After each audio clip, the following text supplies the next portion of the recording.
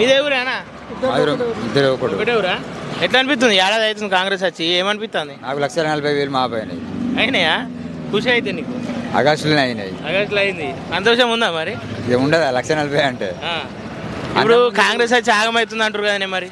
అది ఉత్తమ మాటలు అవి. ఉత్తమ మాటలేనా? బెటర్ ఉందంటూ కాంగ్రెస్ వచ్చి కరెంట్ పోతుంది అంటారు. అంత ఉత్తమ మాటలు అవి. ఉత్తమ మాటలే.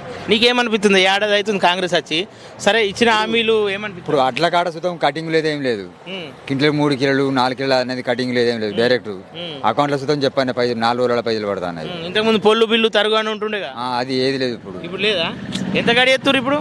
ఏది కటింగే లేదు. కటింగే లేదు ఈసారి. మరి ఇది రైతుల ప్రభుత్వం కాదు, రైతులను ముంచే ప్రభుత్వం అంటారు కదా. అలా ఉత్తమ మాటలు అవి. ఉత్తమ మాటలే. నువ్వు వ్యవసాయం ఎత్తావు అయితే? వ్యవసాయం నాకు 4 ఎకరాలు ఉన్నది. 4 ఎకరాలు ఉంది. ఇప్పుడు ఏడాది కాలంలో బెటర్ ఉందా మరి? కేసీఆర్ నయం అనిపిస్తుందా మీకు? రేవంత్ రెడ్డి నయం అనిపిస్తుంది? రేవంత్ రెడ్డి నయం.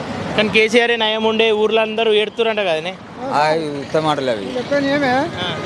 రైతుకు 10 ఎకరాలు ఉంటే 10 ఎకరాల పైసలు వేసినాక రైతుకు దగ్గర కూలానికి రూపాయి చూడలేదా? ఏ సార్ మంచోడు అంటావు? ఇక ఎవరైనా దొంగలే, పెద్ద దొంగలే వాళ్ళు, చిన్న దొంగలే మనం. ఇప్పుడు కౌలు రైతు బోనస్ పడబట్టే. ఇప్పుడు బోనస్ పడబట్టే. ఇప్పుడు రైతుకి ఎందుకు పోతుంది? కౌలు చేసుకున్నానికి పుచ్చుతాం 500 వండితే వాళ్ళకి వస్తుంది, భూములకు పోదు. కరెక్టేనా మరి? ఏం కదా, కరెక్టే. ఇప్పుడు 5 ఎకరాలకో 10 ఎకరాలకో ఎత్తా అంటుండు కదా, అట్లా ఇబ్బంది. 7 ఎకరాలన్నారా కరెక్ట్ అని అనుకుంటున్నాం. సరే, మొత్తం మీద అయితే సంవత్సరం కాలంలో ఎట్లా అనిపిస్తుంది? నీకేమనిపిస్తుంది? ఇదే బాగున్నది. బాగుందా?